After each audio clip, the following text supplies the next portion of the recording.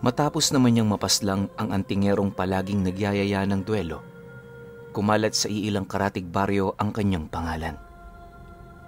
Yung iba, ibinahagi ang katapangan at kahusayan niya, habang ang iba naman, walang ibang ginawa kundi siraan siya. Gayunpaman, sa kabila ng mga agam-agam na kumakalat, nanatili pa rin siyang tapat sa kanyang ginagawa. Hanggat maaari, mas pinipili niyang sumunod sa hangarin ng kanyang mga maestro kesa naman makialam sa mga paninira ng iilan. Alam din niya sa kanyang sarili na ang mga taong gumagawa ng ganoong bagay, pawang mga mangmang pagdating sa karunungan. Imbis na pagtuunan nito ng pansin, hinayaan na lamang niya ang mga nakakakilala sa kanya na magpatotoo kung ano talaga siya. Sa paglipas pa ng mga araw, nagsilbing sibat itong si Pablo ng kanyang mga maestro. Sa oras kasi na nakakaramdam yon ng banta sa kanilang lugar, agad yung nagbababa ng utos sa kanya para paslangin ang sinumang humahadlang sa kapayapaang ilang taon na nilang itinataguyod. Di naman tumatalikod noon si Pablo sa lahat ng utos ng 3 albularyo. Gawa ng magmula noong bata pa siya, ipinakita niya sa mga ito ang hindi niya mapapantayang katapatan. Isa rin yun sa mga rason kung bakit ang 3 matanda, minahal siya ng lubos at kalaunay itinuring na rin na isang anak. Ngunit ayon sa kanya, na sa kabila ng kanilang pagpupursige, nalipulin ang mga nilalang na nasa panig ng kaliwa, may mangilan-ngilan pa rin sa mga ito ang naglalakas loob na kumalaban sa kanila. Dagdag pa ni Pablo na tuwing gabi hindi niya kinaliligtaang suyurin ang mga lugar na kalimitang pinupuntahan ng kanilang mga kalaban. Dahil sa ginawa niyang yon, hindi niya maipagkakaila na mas lalong dumarami ang mga nilalang na kumakalaban sa kanila. Upang maipakita naman ng mga ito ang kanilang galit, walang awa nilang binibiktima yung mga taong tinulungan ni Pablo at nung mga maestro niya. Noong una, hindi pa nila yun gaanong pinagtutuunan ng pansin, pero nung lumala na ito, nagdesisyon na silang gumawa ng paraan para yon ay mapigilan. Sa puntong yon, napagtanto ng kanyang mga maestro na hindi na biro ang mga bagay na nangyayari sa karatig baryo. Upang maresolba na ito, nagbaba ng utos ang pinakamatanda sa mga albularyo na si Maestro Kudoy.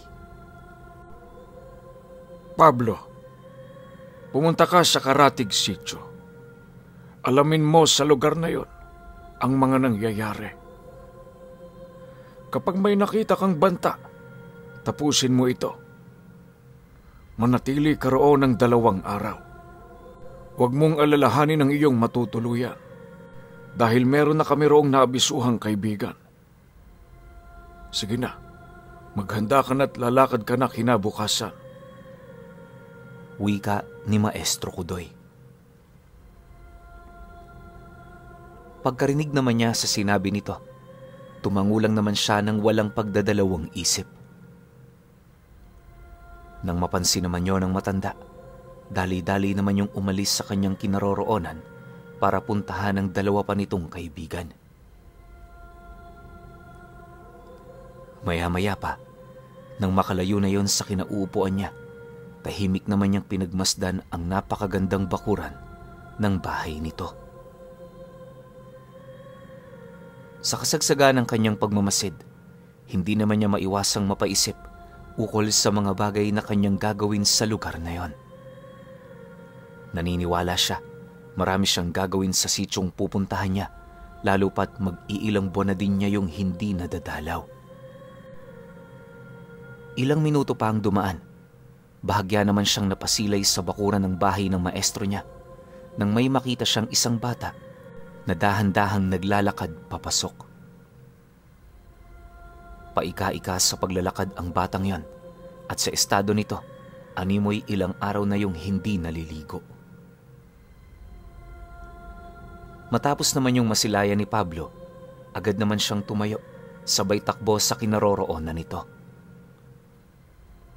Sa pagharap naman nilang dalawa, halos baluti naman siya ng galit nang masipat niya yung punong-puno ng bubog.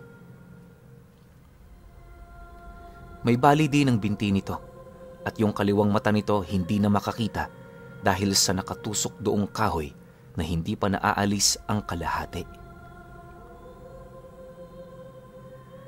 Sa pagpapatuloy naman ng kanyang pagmamasid sa batang yon, hindi naman niya maiwasang maghalo ang kanyang emosyon buhat sa tindi ng inabot nito. Gayunpaman, sa kabila ng mga nangyari rito, nagpapasalamat pa rin siya, lalo pat hindi yon pinaslang nung mga walang awang pumatol dito. Maya-maya pa, pagsilay naman sa kanya ng bata, kalmado naman niya yung inabisuhan na huwag matakot sa kanya. Mariin niya ring inilahad dito, tutulungan niya yon kahit ano pa ang mangyari. Matapos naman itong mailahad ni Pablo, sakto naman ang pagdating ng kanyang mga maestro. Paglapit naman ito sa kanya, agad naman itong kinausap ang bata ukol sa gagawin nilang pagtulong dito. Dagdag pa ng 3 niyang maestro, mananatili yun sa kanilang pamamahay hanggat hindi pa bumubuti ang lagay nito. Nang marinig naman yon ng bata, tumangulang naman yun sa kanila na siyang naging sanhi upang samahan na nila ito papasok sa bahay ng kanyang maestro. Sa kanilang paglalakad, nabanggit sa kanila ng batang yon ang nangyari rito. Nailahad din ito na taga-sitio Maisan siya at naligaw lamang siya sa lugar na yon dahil sa ilang araw na niyang tinatakasan yung 2 lalaking pumatay sa kanyang mga magulang. Dagdag pa nito, na kahit napakalayo na niya sa kanilang lugar, naniniwala pa rin itong patuloy siyang sinusundan nung mga nilalang na naghahandang kumuha sa kanyang buhay.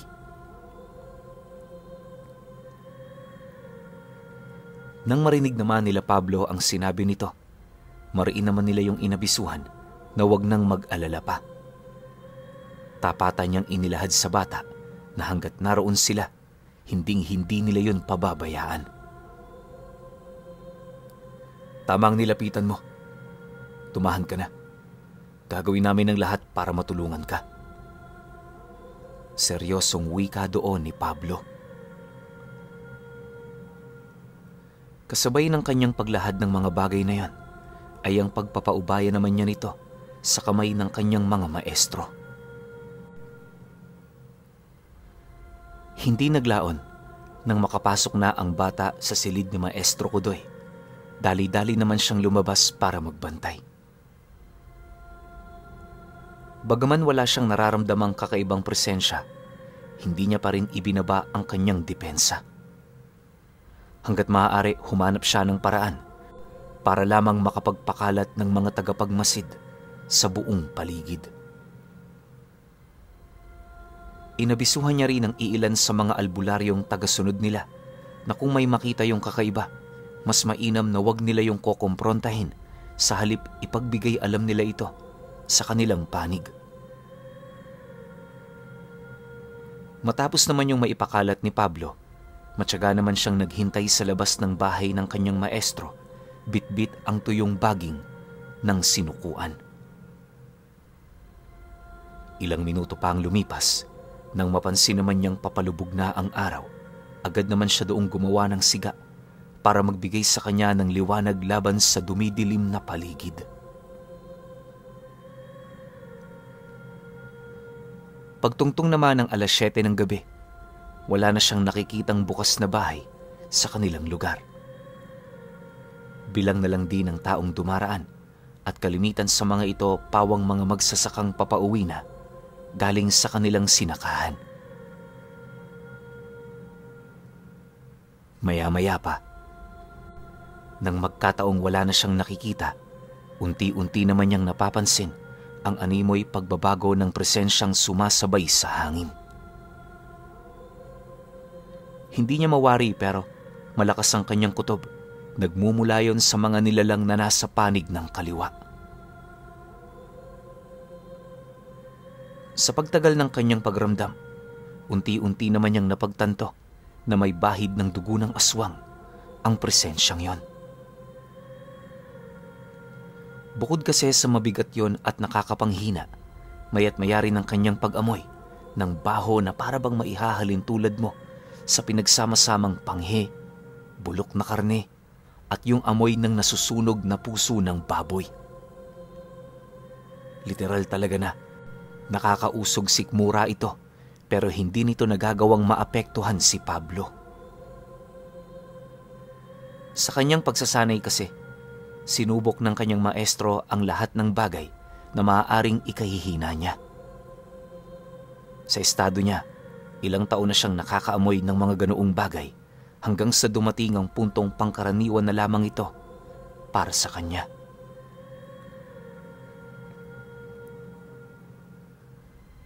Sa pagpapatuloy ng ganoong pangyayari, napangiti na lamang itong si Pablo habang dahan-dahang dinudukot ang isang maliit na kutsilyo na nakasuksok sa kanyang bewang.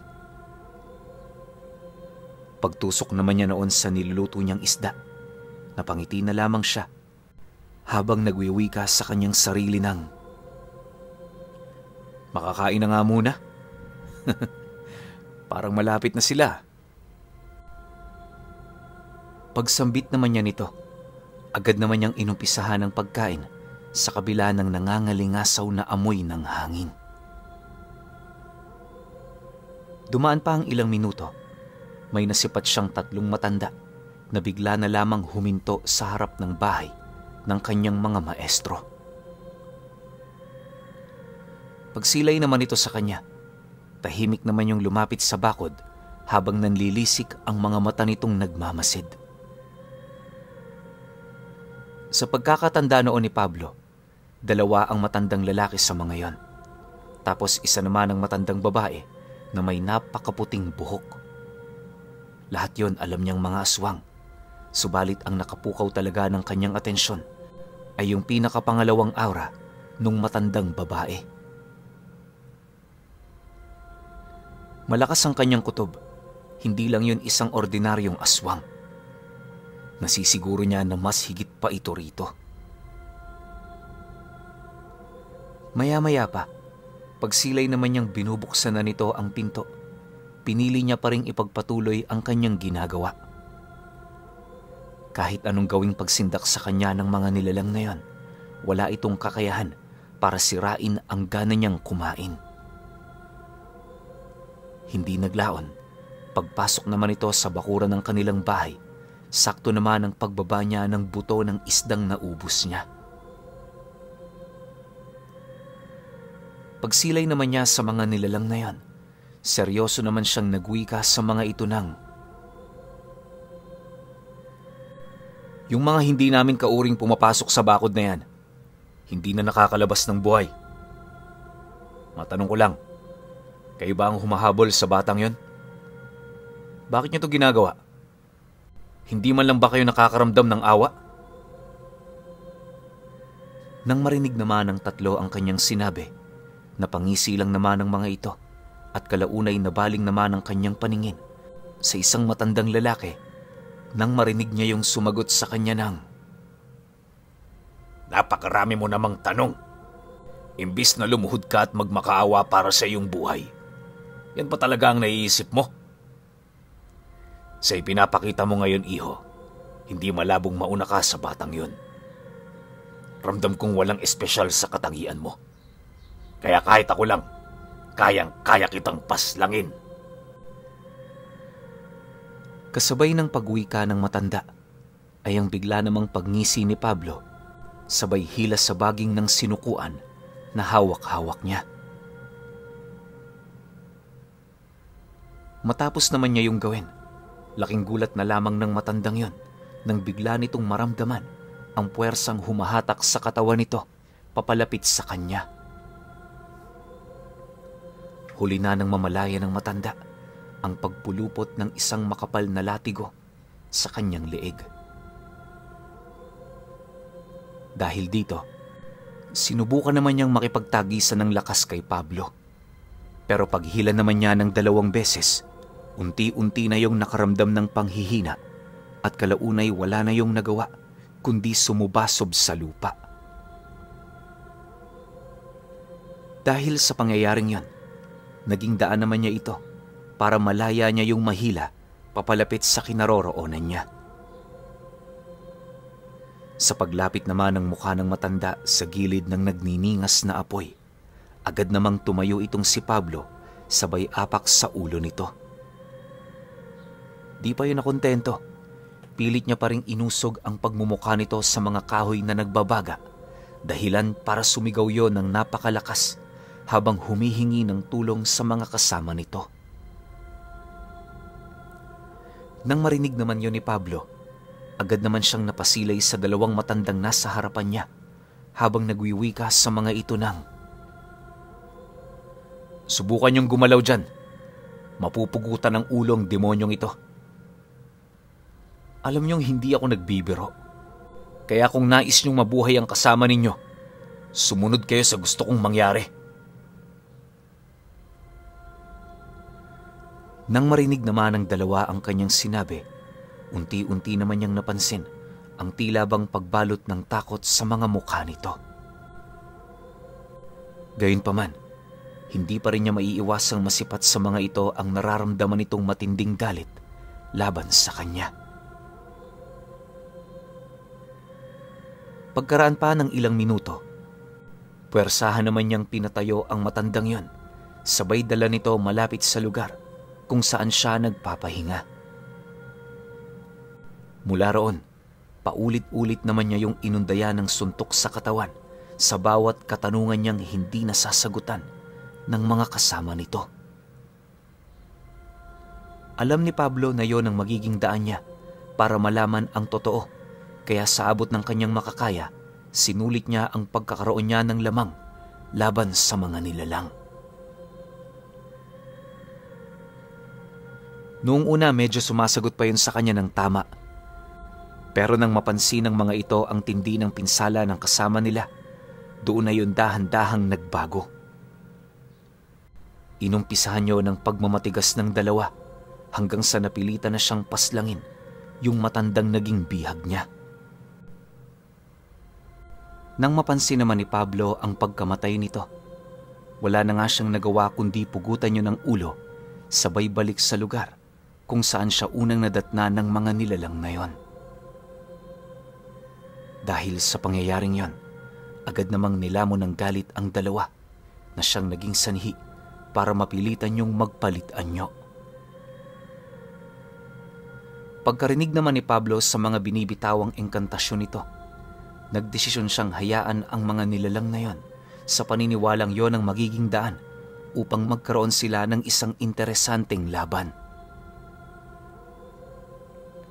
Halos segundo lang ang naging pagitan nang tuluyan ng makapagpalit anyo ang mga ito. Pagsilay naman niya sa mga nilalang na yan, bumungad sa kanya ang wangis ng mga aswang na nagmumula sa lahi ng mga sinakub. Paglalarawan niya rito, matangkad ang mga ito tapos butot balat. Lumuluwa rin ang kanilang mga mata at agaw pansin din sa kanila ang malalaki nilang bunganga na abot tenga. Mahaba rin ang nangingitim nitong mga ngipin na animoy isang sakmal lang, paniguradong aakalain mong sinasaksak ka ng mahabang kutsilyo. Ayon pa kay Pablo na nakakapanindig din ng balahibo ang mga paa nitong parang kamay na may mahabang kuko. Dagdag pa niya na, sa estado ng mga nilalang na yan, aakalain mong mahihina ang mga ito. Pero base sa karanasan niya, hindi madaling kalaban ang mga aswang na tinatawag nilang sinakub. Maraming beses na kasi silang nakabalita ukol sa pagpatay ng mga ito sa mga albularyo. Pero syempre, kung ikukumpara sa kanya, walang-wala pa rin ang mga ito. Nga pala, para sa mga hindi nakakaalam, anak ng manananggal at gabunan ang mga sinakob. Yun ang dahilan kung bakit malalakas sila, ngunit sa kabilang banda, napakarami rin nilang kahinaan. Karamihan kasi sa mga ipinapanganak na sinakob, may mahihinang kaisipan. Sa oras na umibabaw sa kanila ang emosyon, iisang bagay na lamang ang kanilang maiisip at yun ay paslangin ang nanakit sa kanila kahit sa anong paraang makakaya nilang gawin. Kilala rin ng mga sinakob na gumagamit ng purong pisikal na lakas, kaya kung makatagpo yun ng isang albularyo, paniguradong yun talaga ang mananalo. Dagdag pa ni Pablo na karamihan din sa mga ganoong uri ng nilalang ginagawang alipin ng mga gabunan. Kadalasan, makikita mo sa dami ng sinakob ang lalim ng karanasan ng isang gabunan. Yun kasi ang nagiging basehan nila para ipakita sa iba nilang kauri kung ano na ang mga bagay na pinagdaanan nila.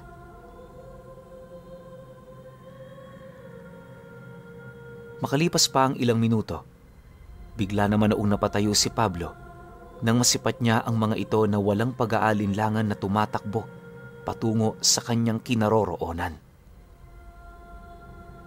Segundo lang ang naging pagitan noon nang malapitan siya ng mga nilalang na yon, dahilan para mapilitan siya doong makipaglaban.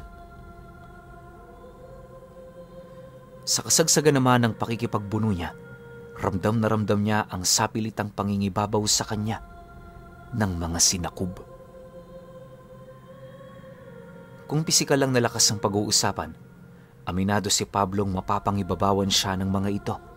Pero kapag ginamit na niya ang tatak ng dibino, magiging langit at lupa na ang pagitan ng mga lakas nila.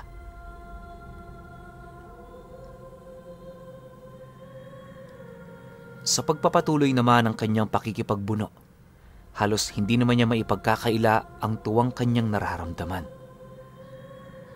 Hanggat maaari, pinili niya noong magtimpi na para bang gusto niya pang makipaglaro sa mga ito sa matagal na panahon. Akala ni Pablo hindi yun mapapansin ng kanyang mga maestro. Pero pagrinig naman niya sa sitsit ng isa sa mga ito, napilitan na nga siyang huminto sa mga bagay na kanyang ginagawa. Sa muling pagsilay naman niya sa mga nilalang na yon, agad naman siyang umihip ng dasal sa kanyang marka na siyang naging sanhi upang magkaroon yon ng kakaibang liwanag. Matapos naman itong gawin ni Pablo, dahan-dahan naman niyang kinuha ang latigo niyang gawa sa baging ng sinukuan at pagkahawak naman niya rito, umusli ang mga tinik nitong nasa espiritual na estado. Pagpalo naman niya ng latigong yon sa lugar kung saan naroon ang mga sinakob, wala nang nagawa ang mga nilalang na yon, kundi ang sumigaw ng malakas na para bang mamamatay na ang mga ito. 2 beses lang yung inihampas ni Pablo pero matapos niya itong gawin, tumambad sa kanya ang katawan ng mga nilalang na dahan-dahang bumabagsak sa lupa. Segundo lang ang naging pagitan nang mapansin niya ang tila bang napakabilis na pag-agnas ng mga nilalang na yon. Sa pagbalik naman ng katahimikan sa buong paligid, napabuntong hininga lang naman siya habang pinagmamasdan ang pagkawala ng liwanag na nagmumula sa kanyang mga marka. Maya-maya pa, pagsilay naman niya sa kinaroroonan ng kanyang maestro, mahinahon naman siya doong lumapit habang nakayuko. Pagharap naman niya sa mga ito, narinig niya yung maestro niyang nagngangalang Bernardo na seryoso namang nagwiwika sa kanya ng, "Huwag mong sanayin ang sarili mo, Pablo, sa ganyang gawain. Tandaan mo, mapanganib ang pakikipaglaro sa mga nilalang na yan. Hindi ko sinasabing matatalo ka nila. Ang sakin lang, hanggat may pagkakataon ka pa, huwag na huwag mo silang pagbibigyan." Sa paningin mo, isa yang malaking laro. Habang sa paningin naman ng kalaban mo ay ang pagnanais ng mga itong paslangin ka. Gumising ka sa katotohanan kung gusto mong magtagal. Pagkalahad naman ng kanyang maestro sa mga bagay na yon, wala naman siyang nagawa kundi ang humingi ng tawad. Nga pala, pinuno, konting description lang sa tatlong maestro ni Pablo. Para naman kahit papaano meron kayong ideya sa mga wangis nila. Kung hindi ninyo na itatanong, itong si Maestro Kudoy, mataba itong tao. Medyo pandak din, pero mabilis din yon kung kumilos. Kalbo rin, at yung mukha nito isang tipikal lang na mahirap na Pilipino. Maitim din yon gawa ng batak na batak yon sa mga trabahong bukid. Si Maestro Bernardo naman, tamang-tama lang ang tangkad. Medyo payatin din pero kahit matanda na ito, mapapansin mo pa rin ang mga nakaumbok nitong kalamnan sa katawan. Si Maestro Agapito naman, yun yung maestro niyang parang ermitanyo yung itsura. May mahabang puting buhok, payat, maamo yung muka, at higit sa lahat, napakasimple kung manamit. Sa lahat din ng kakilala ni Pablo, tanging si Maestro Agapito lamang ang kilala niyang tumanda na hindi pa nakapagsusuot ng kasuotang gawa ng tao. Kadalasan, ang nagiging pantakip nito sa katawan ay ang mga pinatuyo nitong abaka na halos pinagpuyatan talaga nitong sulsihin. Pero alam nyo, ang pinakahinahangaan niya talaga noon sa tatlo ay ang napakasimple nitong pamumuhay. May makain man o wala, hindi yun nagre-reklamo.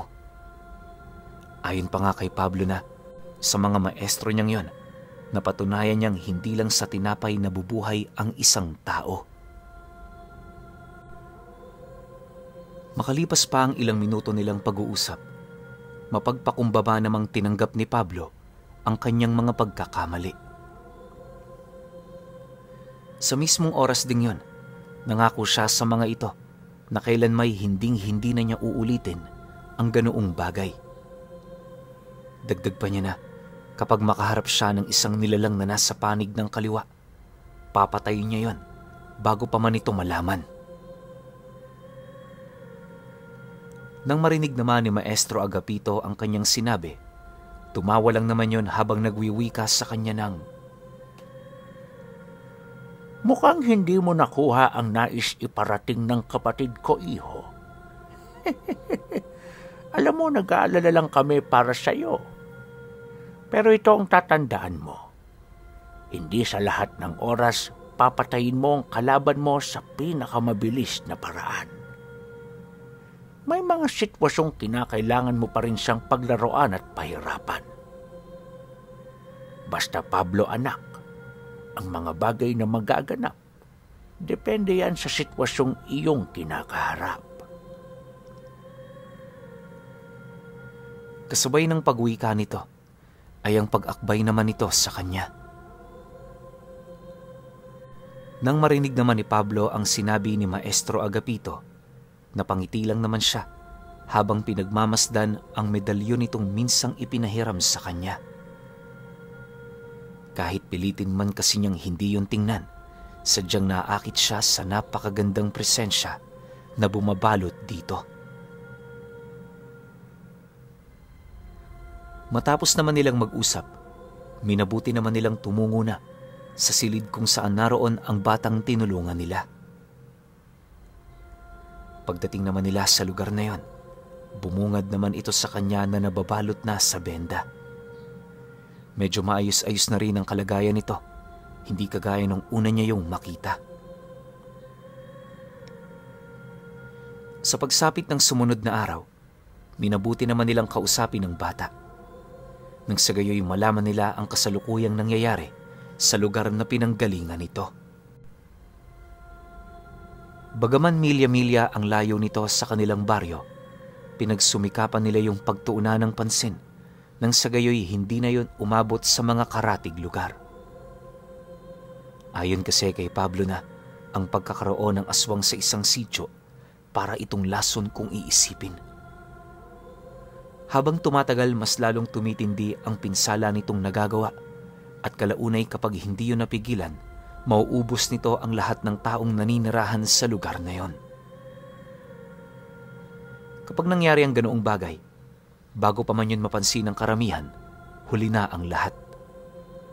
Dagdag pa niya na ang ganoong pangyayari ang isa sa pinaka-iniiwasan nila.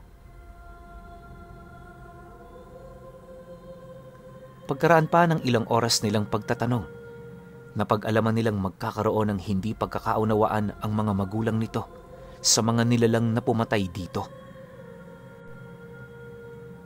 Ang nais kasing mangyari nung mga sinakob, palayasin sila sa lugar kung saan sila naroon. Siyempre dahil sa ayaw naman yung mangyari ng bata, nagkaroon sila ng komprontasyon na humantong naman sa mga pagbabanta. Inakala kasi ng tatay nito na pawang mga ordinaryong tao lamang ang mga nilalang na yon. Ang hindi nito alam, lahi pala yon ng mga aswang na nagbabalat kayo.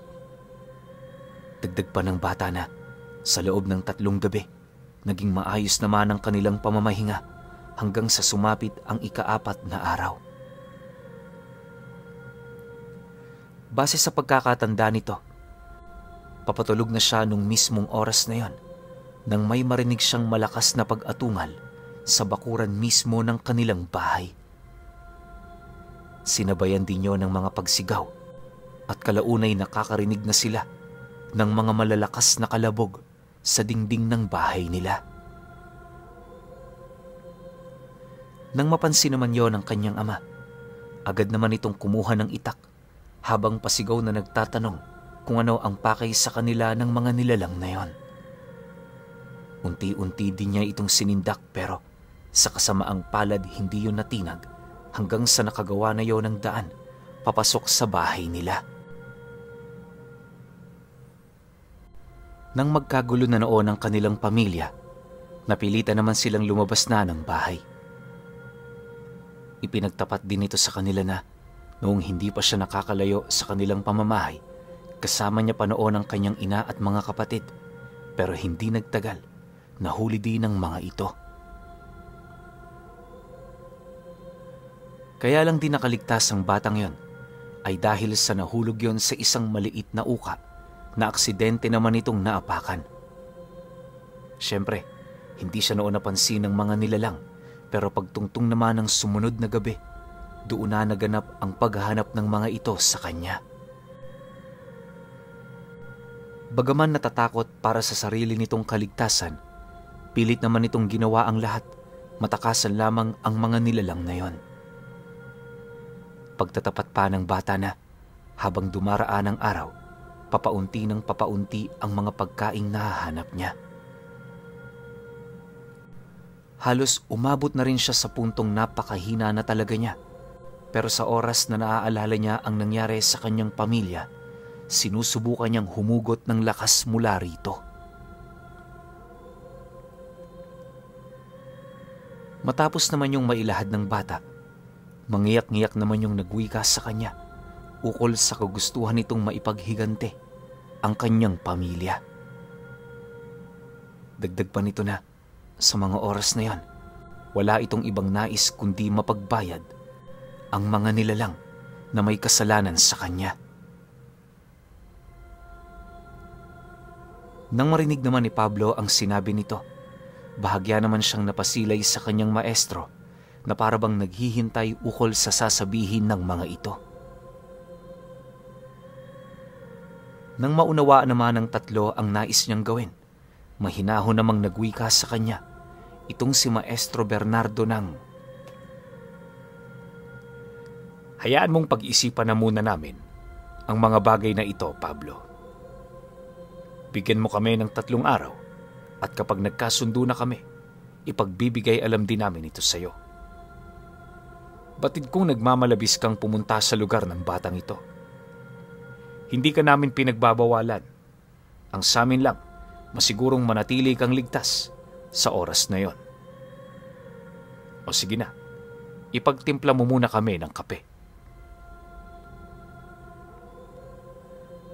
Nang marinig naman ni Pablo ang sinabi ng maestro niya, tumangulang naman siya at kasabay nito ang pagtungo niya sa kusina. Maya-maya pa, pagbalik naman niya sa kinaroroonan ng mga ito, napansin naman niyang tahimik lang itong nagmamasid sa labas ng bahay nila. Sa pagtungtong naman ng 10:00 ng umaga, kagaya ng inaasahan, dumagsana ang iilang pasyente ng mga maestro niya.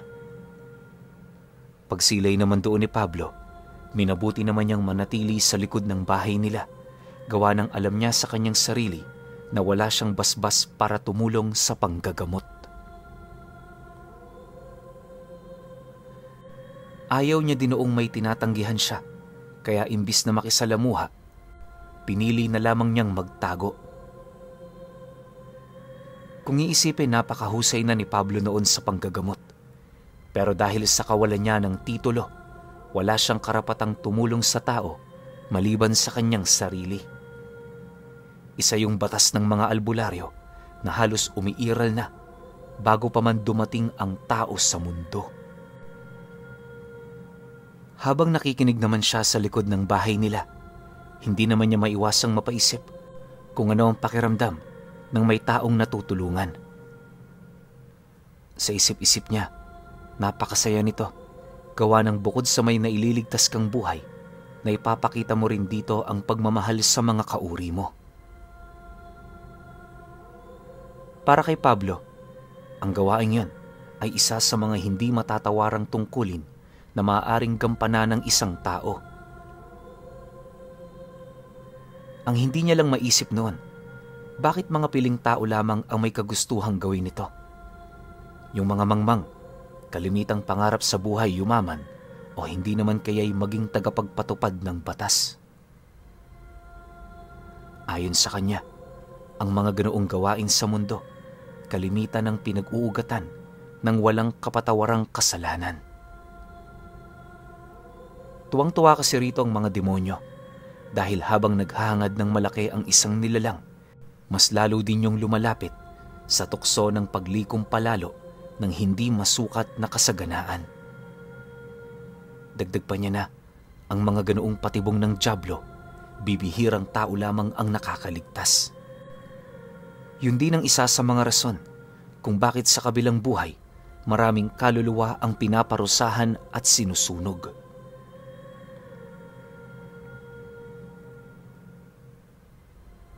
Sa pagpapatuloy naman ng kanyang pag-iisip ng mga bagay-bagay, hindi naman niya napansin ang paglapit ng batang tinulungan nila. Paghawak naman ito sa balikat niya, agad naman siyang napasilay dito kung saan bumungad sa kanya ang masaya nitong muka. Ayon sa batang yon, utang niya ang kanyang buhay kay Pablo, gawa ng kung hindi siya nito tinulungan, paniguradong patay na siya sa mga oras na yon.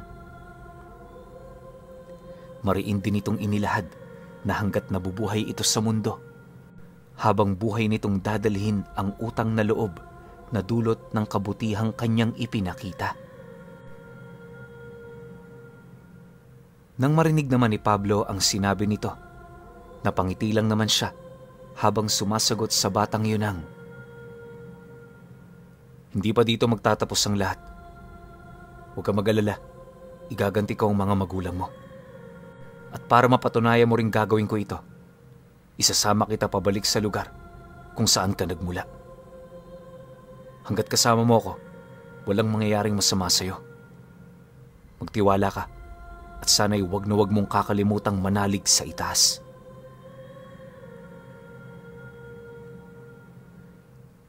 Nang marinig naman yon ng bata, agad naman yung napayakap sa kanya habang umiiyak.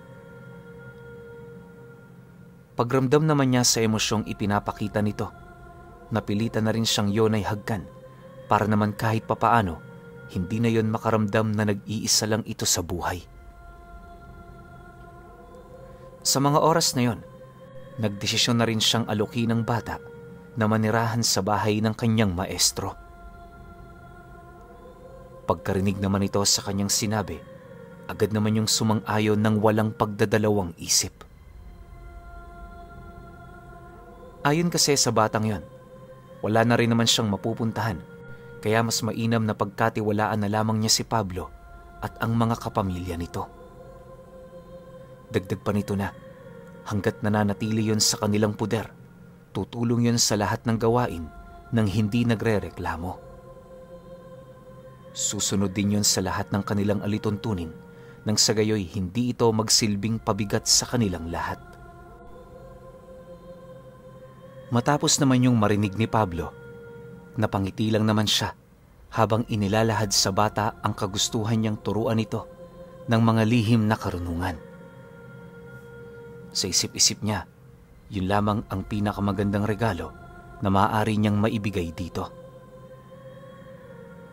Naniniwala din siyang papabor yun sa bata dahil iniibig ng Panginoon ang sinumang taong bata pa lamang naninilbihan na sa kanyang kagustuhan. Sa pagpapatuloy naman ng kanilang pag-uusap, maraming bagay siyang inilahad sa bata na may kaugnayan sa gagawin nilang paghihigante sa lahi ng mga sinakub. Ang nais kasing mangyari noon ni Pablo na kahit paunti-unti, maibsan nito ang nararamdamang hirap ng batang yon. Kahit hindi kasi nito sabihin sa kanila, kitang-kita niya sa mga mata nito ang matindi nitong problema na pilit dinadala. Dagdag pa niya na, kung nataong mahina ang pag-iisip ng batang yon, baka gumawa na rin yun ng mga bagay na maaaring ikatutuldok ng buhay nito sa mundo.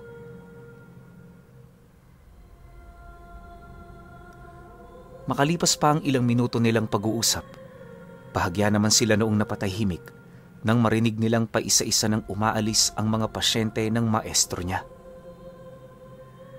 Hindi naglaon nang mapagtanto naman niyang napakatahimik na sa loob ng bahay nila.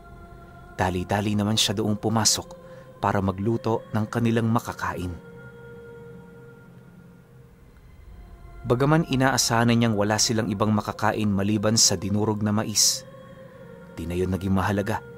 Gawa ng sa oras na mabasbasan nila ito, mas masarap pa yun sa mga pagkain kinakain ng mga mayayamang pamilya.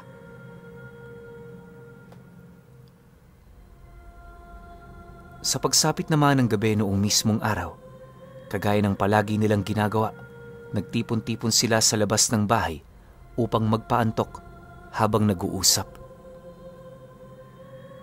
Iisang paksa lang noon ang pinagtuunan nila ng atensyon, at yun ay walang iba kundi ang tungkol sa gagawin niyang paglusob sa lugar ng mga sinakub. Ayon kay Maestro Kudoy, hindi basta-basta ang gagawin niyang yon. Dahil bukod sa milya-milya ang layo nito sa lugar nila, wala rin sila doong kaibigan. Ang ipinag-aalala pa nito ng husto ay yung kawalan nila ng ideya ukol sa lugar na pupuntahan nila.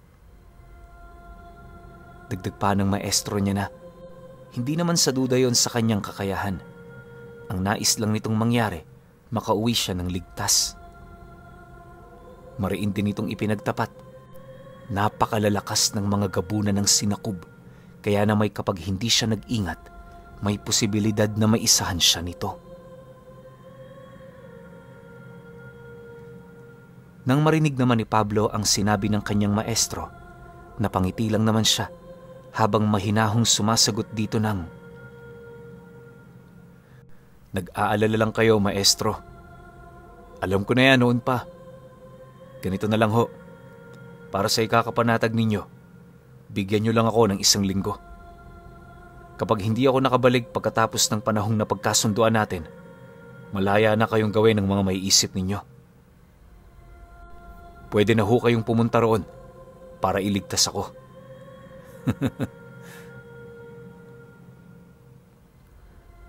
Pagkarinig naman ng matanda sa kanyang sinabi, di naman ito maiwasang mapasagot sa kanya ng,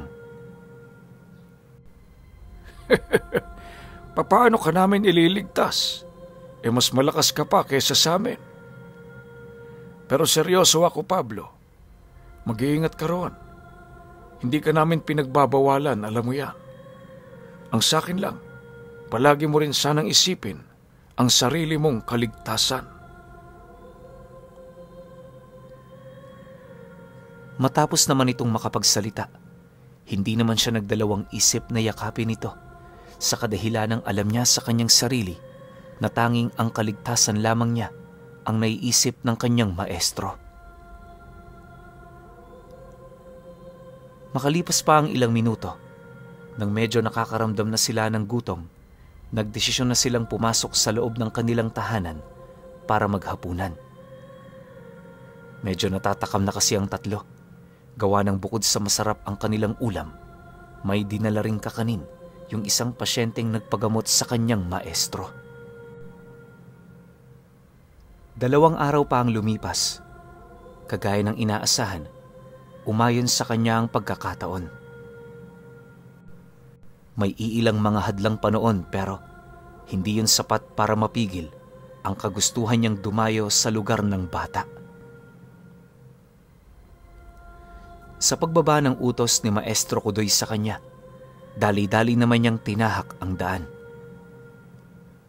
Sa kanilang paglalakad, halos hindi naman niya maipagkakaila ang kagustuhan niyang marating na ang lugar sa lalong madaling panahon.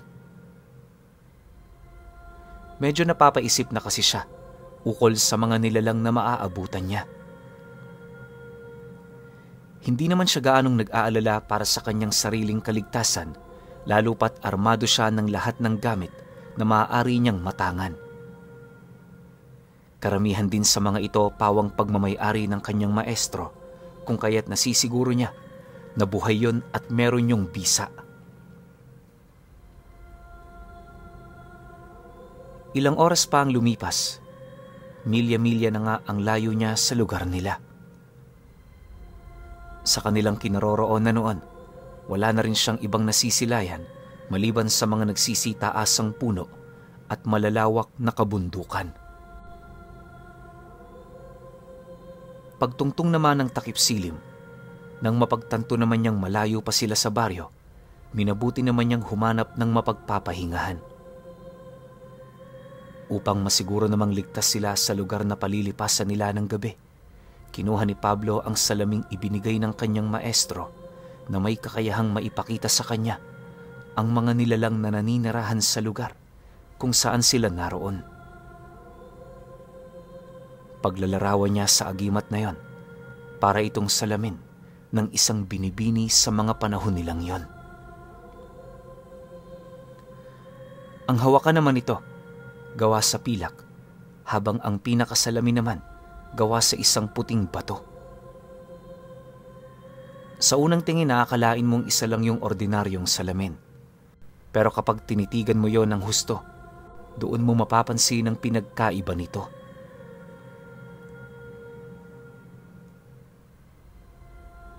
Matapos naman niya yung makuha, agad naman niya yung inihipan ng 3 buhay na salita at pagkaraan lamang ng ilang minuto, nag-umpisa nang magpakita sa kanila ang iba't ibang uri ng mga engkanto. Pagsilay naman ng mga ito sa kinaroroonan ni Pablo, dali-dali namang lumapit ang mga nilalang na yon habang nagmamasid sa kinaroroonan nilang dalawa. Maya-maya pa, inumpisahan na rin niyang tanungin ng mga ito kung saan doon niya nalaman ang iilang peligrong kinakaharap nila sa lugar na yon. Ayon sa mga engkantong napagtanungan niya, may mga gumagalang makamandag na ahas doon tuwing gabi. Minsan may naliligaw ding baboy ramo sa lugar kasama ng iilang asong gala na pangkat naman kung lumakad. Pagtatapat pa ng mga ito na, maliban sa mga ganoong hayop, wala na silang nakikitang iba pa.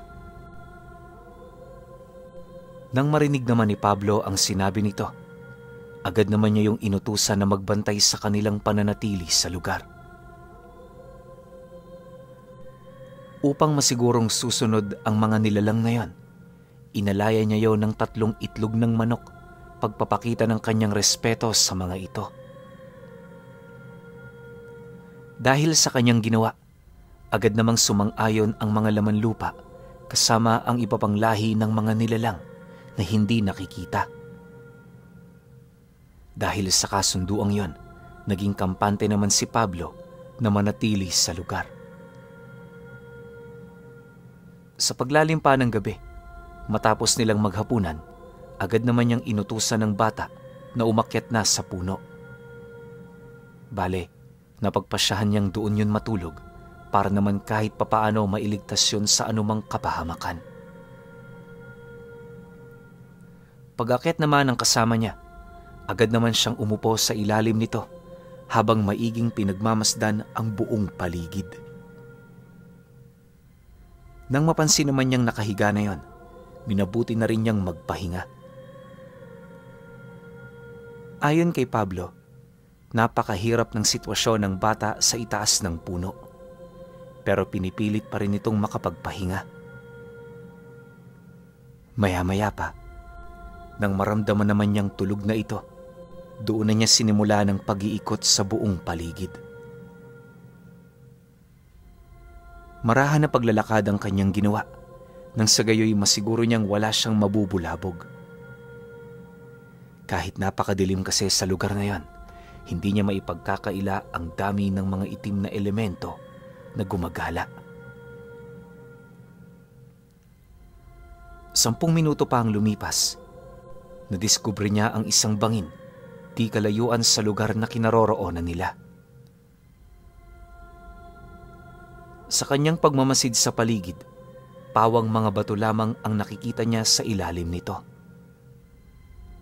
Akmang aalis na siya sa lugar na yon, bahagya naman siyang natigilan nang marinig niya ang isang matining na iyak ng sanggol di kalayuan sa kanyang kinaroroonan.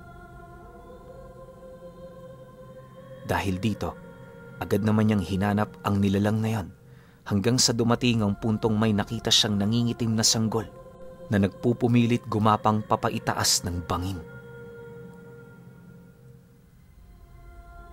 Habang humahawak yon sa mga bato, panay naman ang pag-iyak nito na parabang humihingi yun ng tulong. Nang mapagtanto naman yun ni Pablo, wala naman siyang ibang naramdaman sa harap nito maliban sa panlulumo at matinding awa.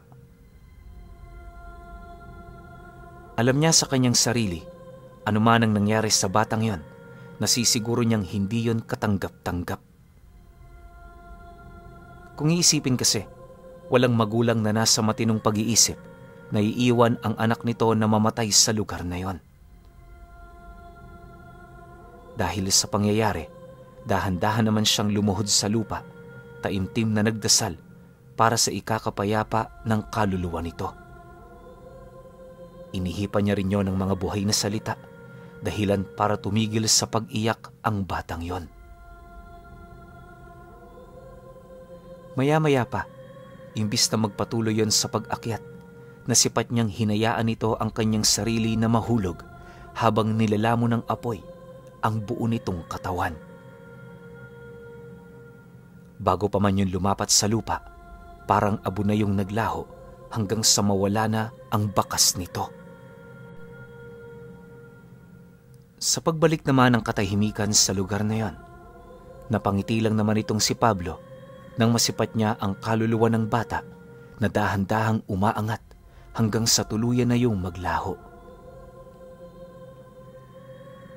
Makalipas pa ang ilang minuto, nang mapansin niyang wala ng kakaibang ganap sa lugar, minabuti naman niyang bumalik sa punong pinagpapahingahan ng batang kasama niya. Kinabukasan, di pa man sumasapit ang bukang liwayway, kasalukuyan na silang naglalakad patungo sa lugar nito. Habang binabagtas naman nila ang daan, nabanggit naman ng bata sa kanya na malapit na sila sa mismong sityo nito. Subalit, bago nila marating ang lugar na yon, may dadaanan silang maliit na pook na pinagtitirhan ng mga taong kuno-kunong aswang sa lugar nila. Ayon pa sa bata na, sa mura niyang edad, nagsilbi na yung panakot ng kanyang ama noong nabubuhay pa ito.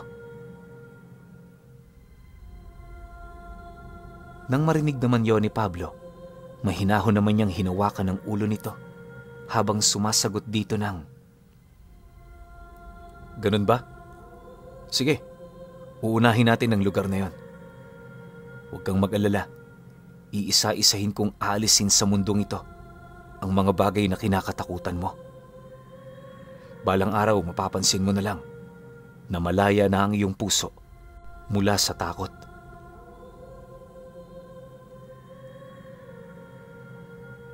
Matapos naman niya yung mailahad, agad naman nilang tinahak ang daan patungo sa lugar na yon. Ilang oras pa ang lumipas, kagaya ng sinabi nito, bumungad nga sa kanila ang arkong gawa sa pinagtagpi-tagping kahoy. Di pa man sila nakakapasok sa baryong yon, may nasipat na silang mga kakaibang bagay, kagaya ng mga butong nakasabit sa entradang daan na nagdudugtong sa looban nito. Bagaman may mga bahay sila doong nasisilayan, hindi naman maipagkakaila ni Pablo ang kawalan doon ng taong nakatira. Para bang yung mga bahay na yon ilang taon nang walang nanananahan. Para kay Pablo, kakaiba ang mga pangitaing yon. Gawa ng kalimitan sa mga bahay na nililisan, ginigiba ito. Kaya yun ginagawa ng mga tao ay para maiwasan ang mga masasamang elemento na tumira rito. Pero sa estado ng lugar na yon, parang gustong-gusto ng mga taga roon na may mga bahay na wala nang nakatira. Sa pagpapatuloy naman ng kanilang paglalakad, bahagya naman siyang napatigil nang mapansin niyang nasa sentro na sila. Sa kanyang pagmamasid sa paligid, kakaiba talaga ang pakiramdam niya sa lugar na yon. Gawa ng maliban sa hindi mabilang na bahay na nakasara, wala rin silang nakikitang tao na dumaraan sa paligid nito. Ilang segundo pa ang lumipas, napansin naman niya ang pagyakap ng bata sa kanya at kasabay nito ang pagsilay niya sa iilang panauhin na dahan-dahang lumalabas sa mga bahay-bahay na nasa tabi lang nila. Hindi naglaon, nasukol na nga sila ng mga ito kung saan doon bumungad sa kanya ang mga taong may butot balat na pangangatawan. Tulala rin yung nakasilay sa kanila at sa estado nito parang wala yun sa mga wisyo nito. Dala naman ang pagtataka ni Pablo, sinubukan niyang tanungin ang mga panauhing yon, pero imbis na sumagot, nanatili lang yung nagmamasid sa kanila. Maya-maya pa, nang mapagtanto naman niyang may binabalak na yung masama, agad naman niyang kinuha ang kanyang latigo, sabay hawak sa kamay ng bata. Matapos naman niya itong gawin, dahan-dahan naman siyang naglakad papalapit sa mga panauhing nasa kanyang harapan, habang umiihip ng mga palipad hangin sa buong paligid. Nang mapansin naman niyo ng mga nilalang, bahagya naman siyang napahinto nang masipat niya ang isang lalaking naglakas loob na lumapit sa kanya. May dala-dala yung bato at sa estado nito parang wala yung gagawing maganda. Pagsilay naman dito ni Pablo, masaya naman siyang nagwika rito ng, "Sa wakas, may naglakas loob na ring magsalita. Matapang ka, kaibigan. Hinahangaan ko ang ugali mong yan." Nang marinig naman ng lalaki ang kanyang sinabi, umangi lang naman ito habang sumasagot sa kanya ng, "Ano ba ang ikinatutuwa mo sa sitwasyong kinakaharap mo ngayon? Baka nakakalimutan mo, Dayo. Teritoryo namin ang lugar na ito." Kasabay ng pagwika nito ay ang pagsambit naman ito ng iilang mga engkantasyon, dahilan para mabilis siyang magpalit ng anyo. Sa isang kisap mata, bumungad kay Pablo ang isang ordinaryong aswang na alam niyang hindi nagtatangan ng malalim na karunungan.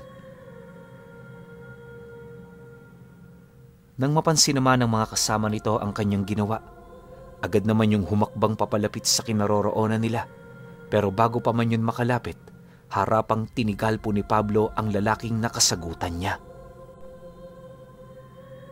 Malalim at sinaunang lihim na karunungan ang ginamit niya sa katawan nito. Kaya kahit may bakod at puder yon, mabilis siyang nalusaw paglapat ng mga buhay na salitang binitawan niya. Walang sabi-sabi, agad naman yung bumagsak sa lupa habang sumisigaw, kalakip ang pagnisay ng mismong katawan nito. Pagsilay naman ng mga aswang sa nangyari sa kanilang kasama, bahagya naman yung nasindak sa ginawa niya. Imbis na lumapit pa, pinili ng mga itong dumistansya habang naghahanap ng pagkakataon para umatake.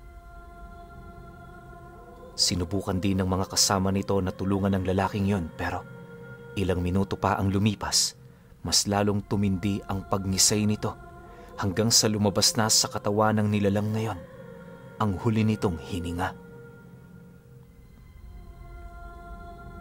Pagsilay naman ng mga kauri nito sa mga nangyari, bigla naman yung umatungal ng napakalakas habang paisa-isang nagpapalit anyo. Nang mapagtanto naman ni Pablo ang ginawa ng mga ito, agad naman niyang tinalian ang kasama niyang bata, sabay gapos nito sa kanyang likod. Matapos niyang gawin ang bagay na yon, agad naman niyang dinukot ang isang parisukat na medalyon na naglalaman ng mga usal ni Kristo na ginamit nito sa pagpapalayas ng mga demonyo na sumapi sa naabutan nitong tao at kalaunay lumipat sa mga baboy. Pag-ihip naman niya sa gamit na yon ng mga buhay na salita, bigla namang nagsigawan ang lahat ng mga aswang na nasa paligid niya at kasabay nito ang pagkalusaw ng kanilang mga anyo. Maya-maya pa, pagbalik naman ito sa orihinal nilang wangis, napangiti lang naman si Pablo habang nagwiwika sa mga ito ng, "Ngayong araw na ito, malaya na kayo sa pagiging aswang nyo. Humayo kayo at gawin ang tama sa paningin ng ating Panginoon. Pagkakataon nyo nang magbago, kaya huwag nyong sayangin." Nang marinig naman ng mga nilalang ang kanyang sinabi, may mga natuwa at nagpasalamat sa kanya at may mangilan-ngilang ding hindi maiwasang magalit sa kanya. Gayunpaman, wala din yung nagawa kundi ang sumunod sa kanyang nais. Sa pagpapatuloy ng kwento, malalaman nyo na ang iilan pa sa mga makakapangyarihang karga ni Pablo, kalakip ang mga mutyang likas ng nanananahan sa kanyang katawan.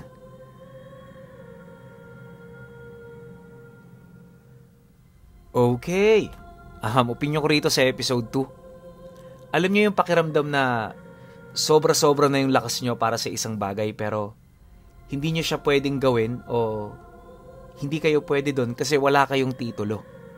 Gets nyo? Kasi ito si Pablo, napakalakas na nito para sa isang ordinaryong antingero o manggagamot. Pero nare-respeto niya yung tatlo niyang maestro kasi nga hindi pa siya binibigyan ng titulo para makapanggamot o kung anuman. Pero pwede siyang makipagkombate sa mga aswang. Yun yung kinagandahan nun. Mas mahirap yun. Pero yung panggagamot sa espiritual, parang wala pa yata siyang ganun no? So nakikita ko rito, si Pablo approved na siya bilang isang mandirigma. Pero yung manggagamot sa espiritual, parang hindi pa. Pero syempre, para hindi tayo mabitin yung episode 3, susunod na kagad natin yun. Kasi ako, sa sarili ko mismo, gusto ko malaman kung ano yung mga bisa ng tangan niya. Kasi may nabanggit tayong 3 Kaya pahintayin na lang ako sa episode 3. Bukas yun. Salamat.